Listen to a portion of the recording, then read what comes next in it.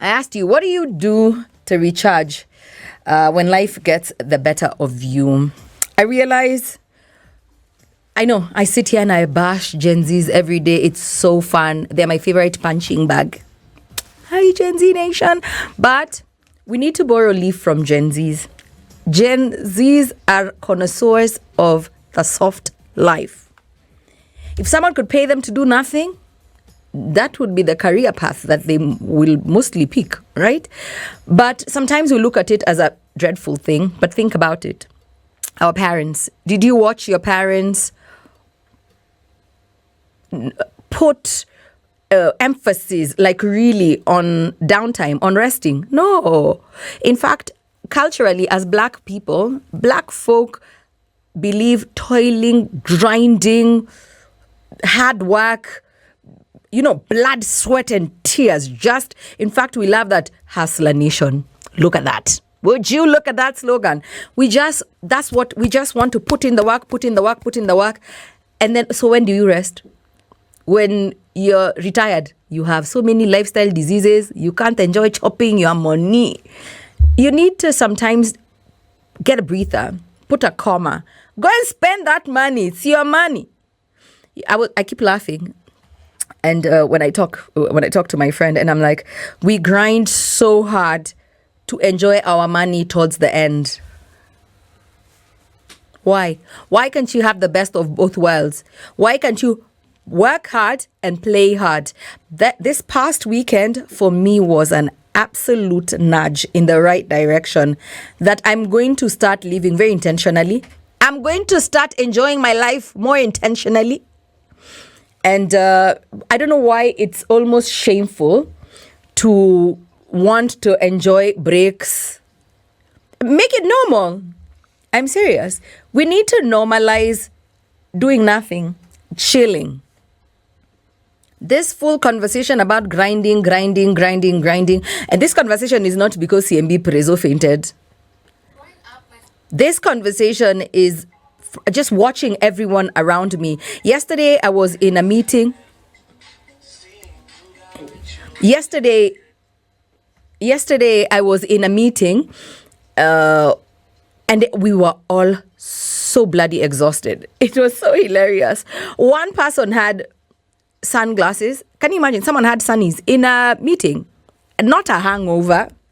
People just genuinely fatigued from adulting. And it was so, I just said, no, this is not a picture that I want to continue with. Just being tired. Kwanza, first, let me tell you something now about my workmates. I know you read about us many times in the blogs. Here is something to go and cut and share. My workmates are hoarders of leave days. There, I said it. Don't talk to me in the corridors. Hoarders of leave days. In fact, you start speaking to people. I'm like, how many leave days? Like, do you understand there's people who think when you take days off, your boss will stop liking you? Do you know there's people here who don't take leave? Because somehow you think there's a trophy for overworking yourself. There's people who will not take leave days unless my HR here, where I work, Standard Group PLC, has to do a reminder. Like, hi, we are halfway through the year and most of you have not taken a single work. It is nice. Ooh, it is fantastic that you love to work and you love what you do. But you need to sometimes just take a chill pill. In fact, several, if it comes to my workmates. Start resting. Start chilling. Let's break this vicious, terrible cycle of just there's a reward. It's such an African Miro thing. Ati kila kitu iko mbinguni, you will rest when we die. Don't come and tell me those things. Don't come near me with that. We will rest when you die. We will rest here on earth. I don't know what happens on the other side of life, as in the death side. You need to rest here. You need to do stuff for yourself. Self-care is the best care. We keep talking about Kenyans' mental state. Guys are not happy. Everyone is just on the edge. It's just tension all over.